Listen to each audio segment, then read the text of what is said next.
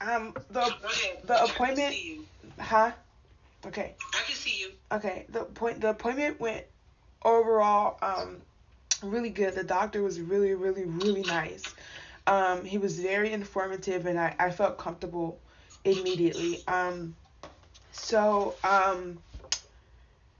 so we have a plan, and it's they're gonna call me again. Like I'm gonna be assigned like a personal like care person or whatever that kind of develops your track and all these different things. Coordinator. So coordinator, yeah, patient coordinator.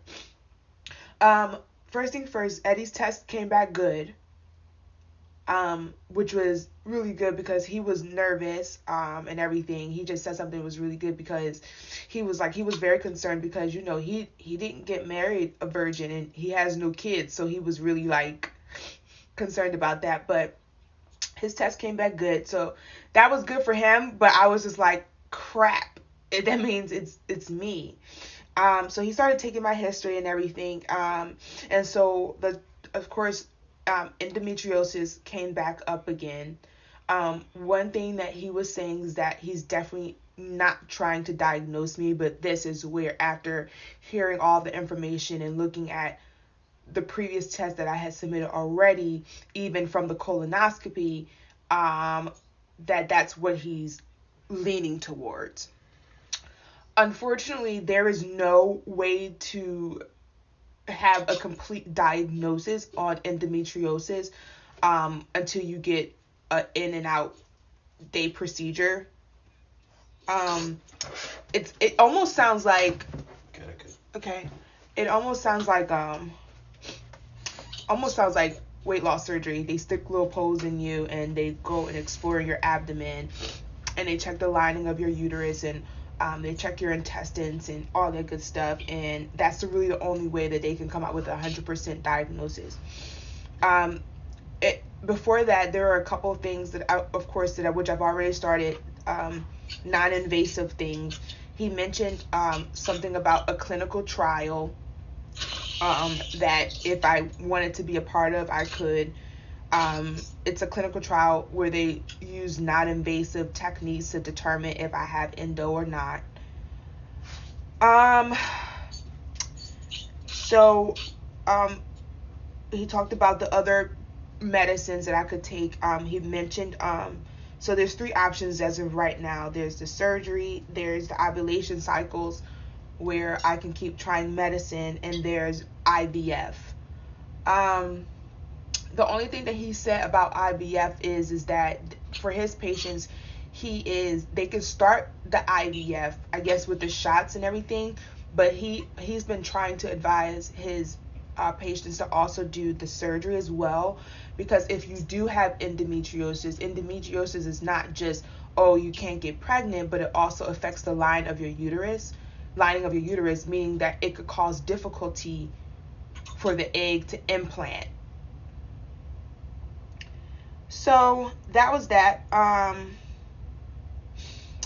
guess somebody's gonna reach out to me because he wants to do another workup on me that includes an ultrasound, a more different one, I guess. Whereas that it's more concentrated on the areas that he wants to look at and everything. It's when they check like the inner cavity and all that good stuff, and yeah, and then he wants me to get some of my previous testing and send it to him, so that he can gather more facts and everything like that. So that's where we're at. He did talk about insurance. He was very informative, but he said, unfortunately, that he can't choose or whatever. This is that. One of the things that he was talking about is just some things that I could be, you know, look out for, and different things as far as insurance, whether insurance covers fertility. Fertility, anything is really expensive. So he was giving us the heads up about that. And then some other options as far as insurance is concerned, which I feel like I tried to get Obamacare before, but apparently he said you just have to weigh it out, where Obamacare may be more expensive, whether it's premiums or whatever, but the fertility benefits are way better. So he says you have to weigh it out and compare it to what you have, and compare it to all the things that you may need to do as far as insurance is concerned. So Eddie's going to look into different things and see how that can help us. So I think that's pretty much it. Yeah. I can't hear you. You need to listen to what he says and not receive it, though, in your spirit. You know what I'm saying? Right. That's one of the things, because he doesn't know that it's it now. I appreciate it, because he was like, we don't know anything. We're not saying this. And he's like, and there are people out there that just end up getting pregnant. And so that's our best route. And so I really appreciate that he wasn't trying to give me something. And so, he was just saying, like, I guess if we go from a time from now, a couple of months later, then we know that we need to take it up a notch, I guess, is what he's saying. So what is your course of action now? What have you decided? Or is it something for you to decide for the insurance to decide? I felt like what he was saying was everything was pretty much my decision. And that's really, whether if we have the money or not. But I know Eddie wants to explore our options with insurance.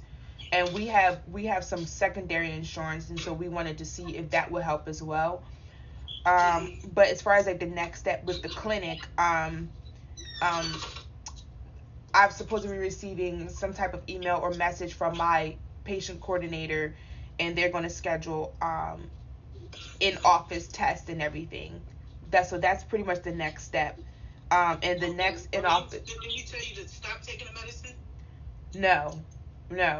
So the next in-office step, actually, if, say for example, if my cycle does come on this month, then they would want to see me on the 3rd day of my cycle.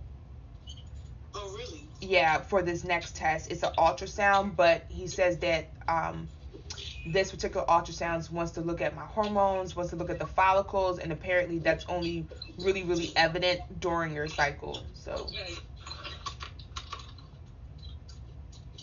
Wow.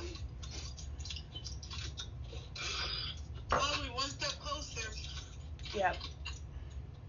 To the little peanut. It's gonna happen. Yeah, I'm not really concerned about that. Like, that's not what's really bothering me. I'm not even bothered by, I would say, the fake diagnosis at this point.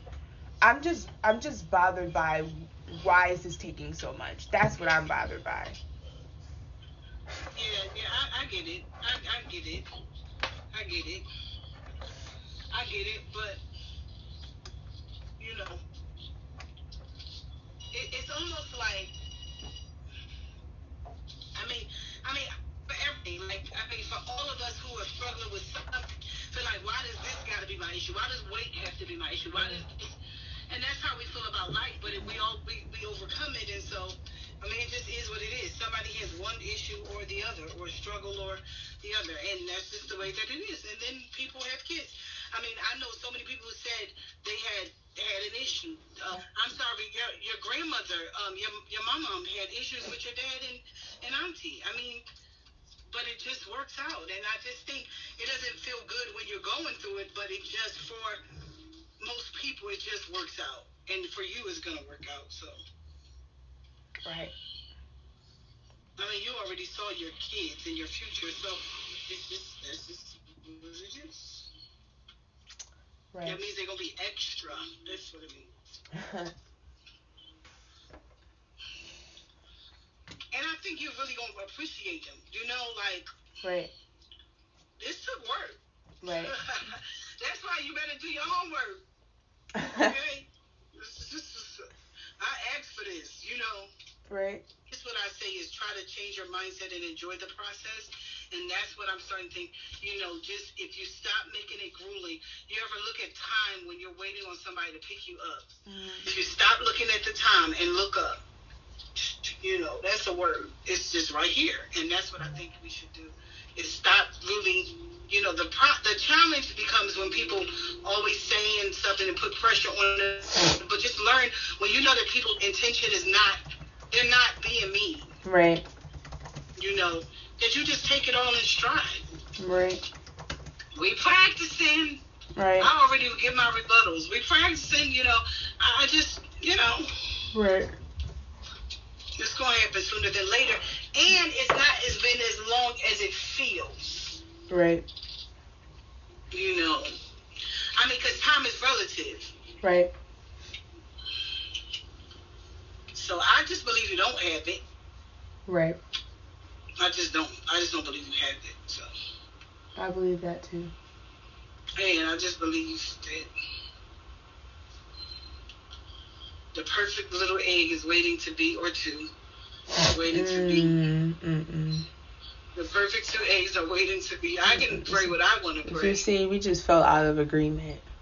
The perfect two little eggs is waiting to be implanted. She can't see you. Because I don't know you with the pain if you decide, I'm not. So let me get two at one time because I can't take a chance. Listen.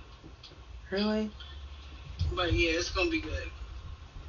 Okay. Yeah. Stop. What is he doing? Hey, Eddie, you want to? Oh, I'm at the quota. The Bible says if any two of us agree. We added 3. The Bible don't say 3. He says any 2 of us. Huh? And he said, be fruitful and multiply. You don't multiply one, you get one. Okay. I can't. Well, can you multiply? Is 2 multiplication? I don't think so. Because 1 times 1 is 1. Yeah, we need 4. So, you know, we need 4. It's going to be good, though. Eddie, I don't know why I feel like a sitcom, and this may be too much, but I am cracking up. I can see Eddie in it, like, Eddie in his mind probably was like, yes. Like, What? when he found out nothing wrong with him, yes.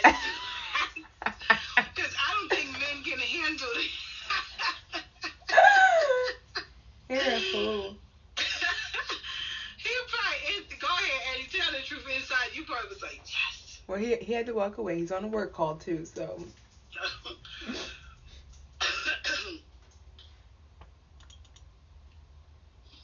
No, but you're good. You're not going to work today? Yeah, I'm going to leave. I'm dressed and everything. Yeah, when I text you, we had just like got off the phone. Well, I'm so happy for you, though. Thank you. Because you're starting the process. You're on the road to it anyway. You're on the road to it. Yeah. And like all the people you follow in the blogs, the little peanut head babies come out. You know, some easier than others. Right. But it don't matter. At the end of the day, it's the same results. Right. You know.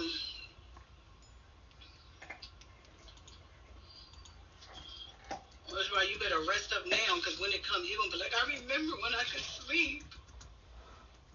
Whose idea was this? For real. Because it's like that sleep, ooh, it's going to hit differently.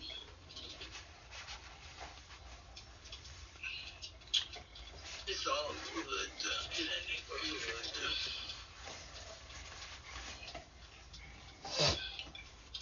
What do you say about IVF? What do you say about the success rate with that? 65%. That was it, really. That's high. Mhm. But what do you say the multiple rates? Oh, we didn't even get into that. Yeah, we didn't get into that. Because IVF,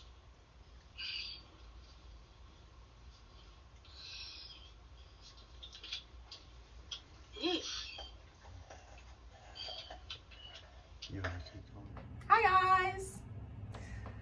So we wanted to come on and talk to you guys about our fertility appointment, you just saw the clip of me talking to my mom, and she was a really, really good encourager. And yeah, so that was our first official appointment with the doctor at the fertility clinic here. And we're just going to share our thoughts and how we felt. You kind of got my perspective on things, but just how the overall appointment, how it affected us as a couple, and you know, and what we did to encourage each other, and just some different things. So yeah. Yeah. So I'll say this about the physician that we met with, or virtually that we met with, but I appreciated his candor. You know, you find a lot of times with doctors too, you kind of get one or the other, and I don't really mean that like categorize for those of you who are doctors that are watching this, but like I don't mean to stereotype, but sometimes doctors can be just really cold and matter of fact, or you get the ones that don't really want to tell you everything you need to know because they're scared they're gonna hurt your feelings. So it seems like to be either or, but this particular doctor, I think it has to do with the area of medicine that he's in. He's dealing with couples with a very sensitive topic, you know, trying to conceive and bring another life in the world. He was very, very kind. He took time to explain stuff. He said, "This is what I think," Right. but that doesn't mean that you're bound to this. So Right. I like that he left room for faith, because that's something that we always say, no matter who it is, our doctors, our lawyer, at the car dealership, you know, the mortgage lender, whatever it is, Right. if you aren't on the same page with us, or at least are willing to listen to how we roll in earth with faith, then we can't deal with you. And he left, we didn't tell him that beforehand, but he left room for that. Hey, this is what I think, but I'm not going to condemn you to this particular diagnosis or what have you. And then I'm not saying anything bad was told to us, but I like that was his approach. He took time to explain things to us. You know, selfishly, you know, I was concerned, like, hey, could it be me? Right. You know, so selfishly, I was kind of like, oh, good, it ain't me. I know you're probably like, yeah, because then I'm like, you know, and here it is. Here's another thing, though. When we were going through all of that, as the doctor was talking to you, I know how challenging this is for us, but for you, and just from a mental standpoint, just it's a lot of pressure. So if we went through all of this, and you went through all of this anguish, right. all of these months, and we could have found out that it was me a long time ago, I'd have felt terrible. I would have felt terrible. But I'm glad that, you know, he said, let's get this out of the way, let's test this out. You know, got the result, found out it's not me per se, Right. and gave us a plan. So I like Right. that. I'm always gonna look. I like being a realist, but I'm always gonna look at things in a more optimistic, faith-filled point of view. So I'm encouraged. You know, he left room, like I said, for faith. He left room for hope, and he didn't condemn us to something and then just say we're just gonna go this way because this is what I believe it is, and just kind of take faith out of it. It's nothing you could do. You're not Right. having kids. Right. Give up. Right. You know, and that wasn't the story. It's like, hey, this is what I think, Right. but we're Right. going to do some stuff. And then that excites me because I do believe that everything is all right. And, you know, nothing worth having, I'll say that, but nothing worth having is without, you know, some kind of effort from us. Right. You know, so this is our effort. You know, everything else I think in our lives, as difficult as it has been, I'll just speak for myself.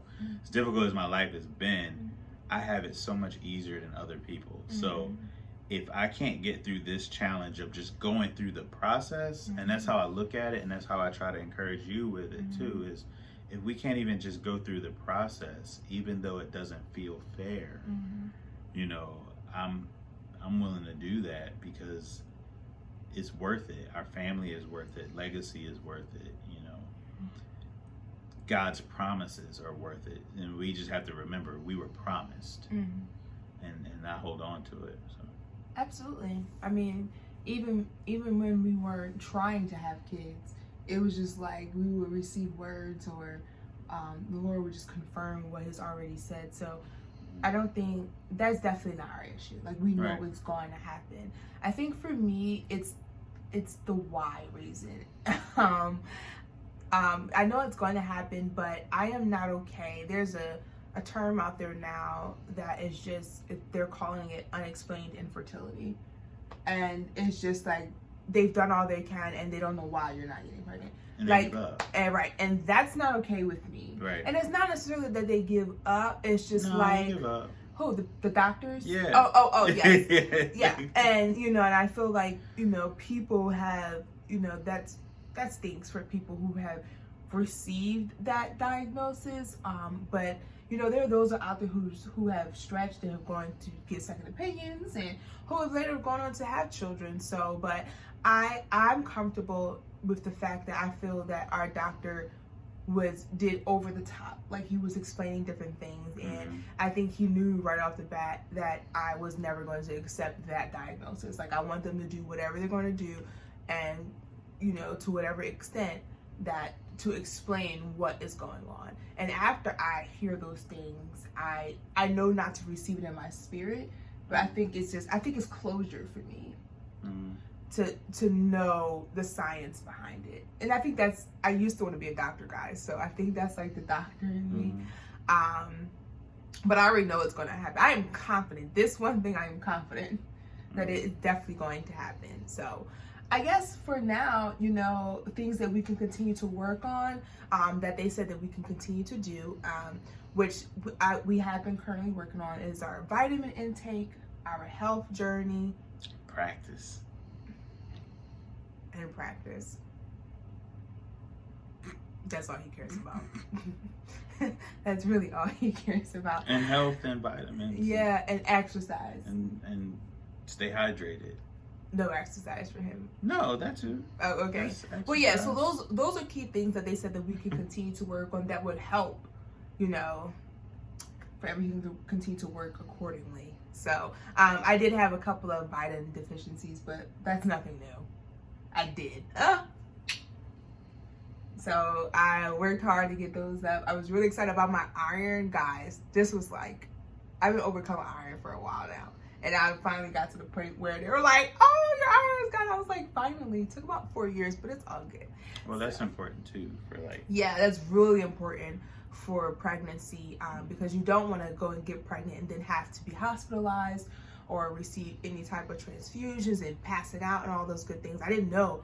I knew it was important, but I think it didn't dawn on me, oh, wait, half of your body's blood is going to be going to a fetus. So you might want to get some iron. So that was good. And so it's at a level where they feel comfortable. And then I got some, the vitamin D. I think that's just that's a common deficiency in Black people, right? Yeah, I feel like Black people that are in the North. No, I'm looking at you. Black people. Black people that are like stay indoors or in northern climates. Yeah, that's very common. Yeah, so they gave me something for that. I'm feeling much better, and they said go outside. Yeah, they want me to go outside, which is something I kind of like to do. I just can't do it when it's extremely hot. I can't breathe. I just can't. So, but yeah, so we're working on that, and the way I look at it is it's extra time for me to get healthy, reach some more goals with weight and all that stuff. And because although I know it's going to happen, I want to do my part while God does his part. And he has given us the tools to be successful in our health. And so I want to make sure that I am consistent in those things so that I can help prevent just stuff happening, complication, other really preventable challenges. Right. Like there's some things that could just happen, right. but just taking care of yourself, that's so easy to do. Yeah. As compared to other stuff. Yeah. And I'm gonna try to work on building up my strength down from my pelvis down. Because when I had the condition, when I first got married, I was diagnosed with the condition that kind of affected the muscles down there, and so they say that could be an issue because you're I don't know how to say it without being a pause moment, really locked up. And so you kind of need to be more like fluid and relax and do some yoga and loosen up the pelvis area and really build the muscles down in your lower body. But yeah, so I've been reading a lot and doing a lot of research. I don't know how to another way to say that. So yeah, I've just been reading some yoga, Pilates can help with that, strengthen out my pelvic floor, I should say. So that's how we felt about the appointment. I know y'all saw me cry because I think it was my initial reaction to just the overall thing. You kind of heard, just like, why is this taking so much? But you know what? God made us strong, and when we are weak, He is strong. And so our faith is definitely I won't say it's being challenged, but in a good way. I think so, and I think like your dad says too. Faith that can't be tested can't be trusted. Yeah. It's easy to say I'm believing God for a kid when every time you turn around you're pregnant. It's easy to say because you already know it's going to happen. Right. Right. I'm believing God for a new car and your dad owns a dealership or something. That's easy. Right. So when it doesn't look that way, that's when you really know you got it. Yeah. All right, well, that's all we got for you. Woo! I wasn't. No. Blow it up like back in the day. Oh, cut that part out. I cannot. All right, we gotta go. So we just wanted to come on and give our little feedback on our fertility journey. So stay tuned for Study Girl. See y'all.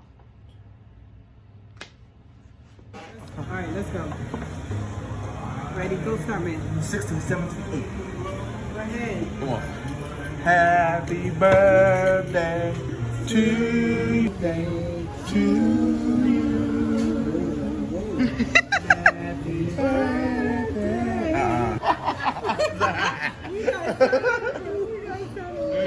This is not going so well.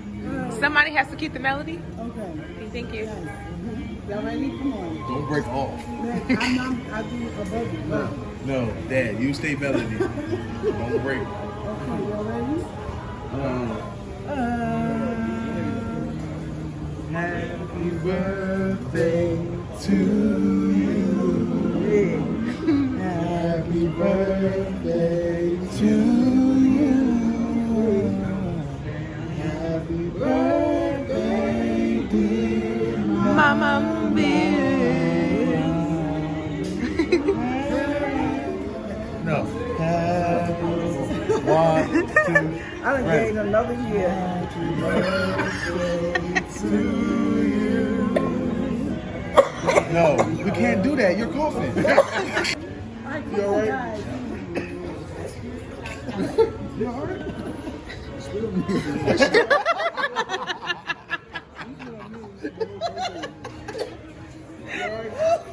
No, she's not doing it.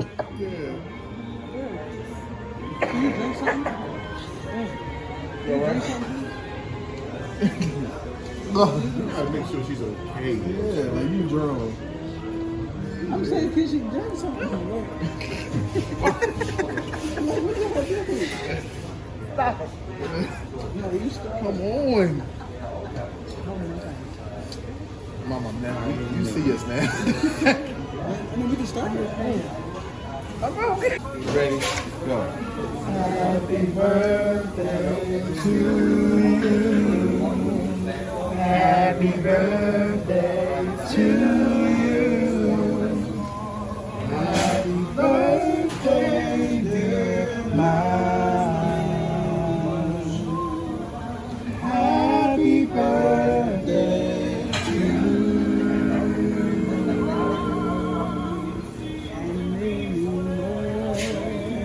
Oh, she's a jolly good fellow.